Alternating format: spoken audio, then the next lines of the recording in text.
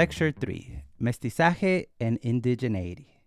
Mexicans and Chicanos today are the descendants to various degrees of indigenous, European, and African peoples. It is an obvious fact that people have come from all over the world to what is now Mexico and have contributed to the rich racial and ethnic diversity of the country. Mexicans have also migrated to the United States, where they continue to form relationships and have children across racial and ethnic lines. This is why the term Mexican is not a race. Although historically the term Mexican has been used in the United States as if it were a racial term. It was clear who the Mexicans were, and at the time, for very long, they were seen as a racial group.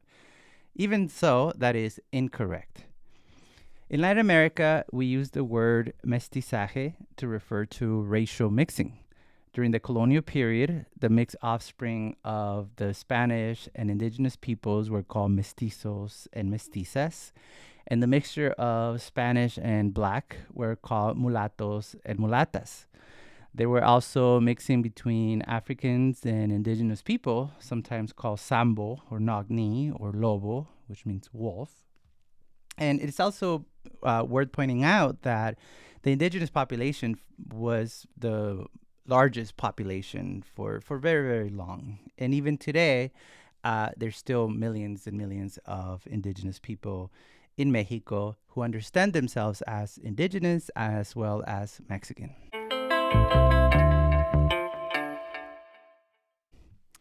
So Mexicans, for the most part, and selectively, do recognize this history of mixing.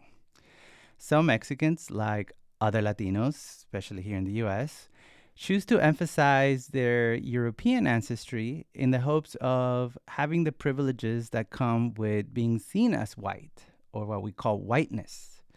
In contrast, Chicano, Chicana, Chicanx identity is centered around indigeneity.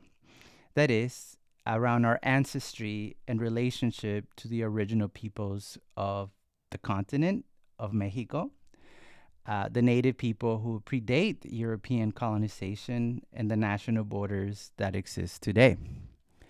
In her seminal book, Borderlands, La Frontera, Chicana scholar and visionary Gloria Anzaldúa wrote, quote, "My Chicana identity is grounded in the Indian woman's history of resistance," end quote. This centering is a recognition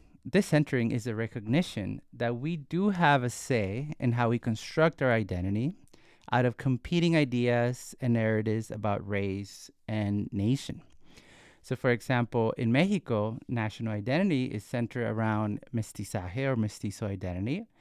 And the Aztecs, the indigenous people of central Mexico, what is now Mexico City, often play a dominant symbolic role in that construction.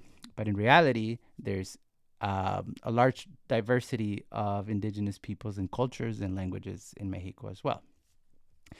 This is to point out again that identity is always constructed and negotiated, and that we do have agency when creating a sense of self, our identity.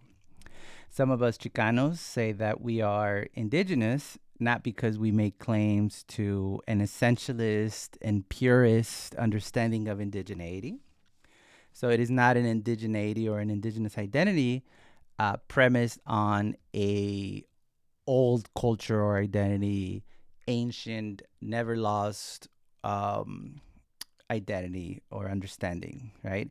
We recognize that there is historical continuity, that there's cultural continuity as well. That means that the culture of indigenous people did not disappear. Colonization was not a giant eraser that erased the family relationships, the food, the music, the language, the spirituality.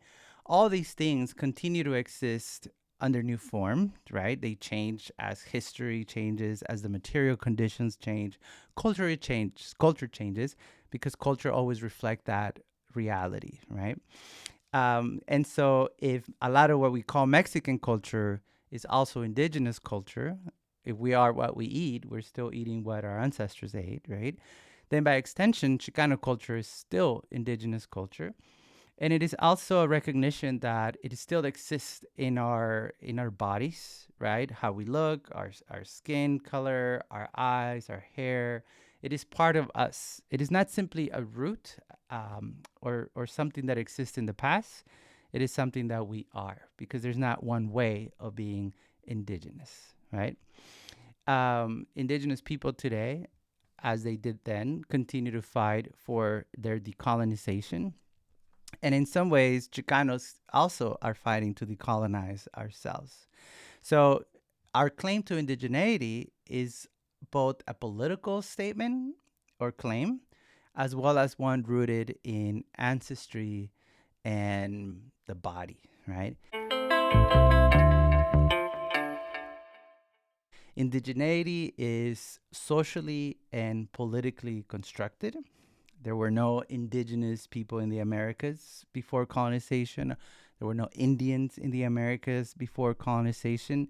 These identities were created through a process of colonization, right? And in a lot of ways, they name a relationship and a history and a position within our society and our history, right? Again, identities are politically and socially constructed. Both terms, indigenous and Chicano, come again out of a response to a history of colonization, exclusion, and racism, and the fight against that. And this is because indigenous people, again, names a relationship between native people and those that came later as colonizers, settlers, immigrants. When Mexican Americans were forcefully incorporated into the United States following the U.S. Mexico War, we resisted being racialized as Indian, even as Mexican, because at the time, Indians were highly oppressed and persecuted. And Mexican also was widely understood as being made up of mixed people, right? So a lot of Mexican Americans did not want to even be called Mexican, much less Indian. Native Americans did not have access to citizenship at the time, until much, much later. They could not vote. They could not own property. They could even be legally enslaved. The new Mexican Americans, because of the Treaty of Guadalupe Hidalgo that ended the war, were able to become citizenship. This was guaranteed in the Treaty of Guadalupe Hidalgo, that agreement that came between the U.S. and Mexico to end the war. Article 8, Article 9 stated that Mexicans would be receiving citizenship, those Mexicans that are here. And so what that meant is that at the time, only whites could be citizens. That was the only group. This is before the Civil War. This is before the 14th Amendment. So citizenship was only limited to whites. And so the way that this was interpreted is that for the purposes of citizenship, Mexicans were to be considered legally white. Again, for the purposes of citizenship. Although socially, to everyone, or mostly everyone, they were seen as brown, or even as Indian, right? So we can see Mexican kids, for example, segregated into Mexican schools. Mexicans experience discrimination, segregation in housing. They were often kept out of electoral participation, kept out of running for office. And out of a desire to survive and adapt to this reality, many Mexican Americans felt that they needed to disassociate themselves from anything that would mark them as other or as non-white, right? And so many Mexicans really worked really hard to be seen as fully American. In the 1960s and 1970s, as the Black Power movement, the Chicano movement, the greater civil rights movement is going on and is dismantling Jim Crow segregation and discrimination. You have the Voting Rights Act, the Civil Rights Act. All these things make racial discrimination illegal, right? This gives Chicanos, Chicanas an opportunity to reclaim our Mexican and indigenous roots, heritage, and identity. Chicanos began to study indigenous history and culture. They anywhere where they could find it, they would go to the libraries. They would go to Mexico. They would start doing Aztec dancing, naming their kids with indigenous names like Citlali or Cuauhtemoc. The music, poetry, murals, the arts, all proudly reflected the beautiful and sometimes contradictory blend of cultures and ancestries, and the indigenous was very central to that.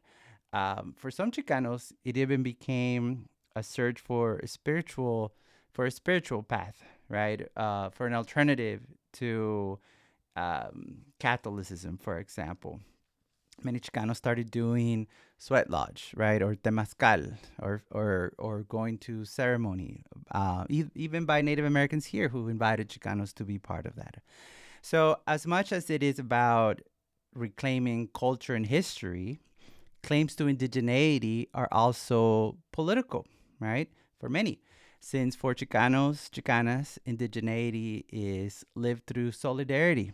This is what they learned in their support of the Black Panthers, the American Indian movement, and later the Mayan Zapatista movement. This is the 1990s. The struggle for the liberation of Palestine. That Chicano support has been there for very long, and Mexicans and Chicano identity, we can see, has been shaped by a complex history of colonization, first by Spain, then by the United States, by migration, by racial and ethnic mixing. And while some Mexicans highlight their European heritage, often in pursuit of whiteness, Chicanas, Chicanx identity has long centered on reclaiming indigenous roots and resisting racial hierarchies. Ultimately, mestizaje and indigeneity are not just matters of bloodline or appearance, right? Although those things are relevant, they are deeply rooted in history, struggle, and political consciousness. For Chicanos, Chicanas, Chicanx communities, reclaiming indigeneity is a powerful act of resistance against colonization and erasure. It is a way of honoring ancestral knowledge while forging solidarity with other oppressed peoples. Peace.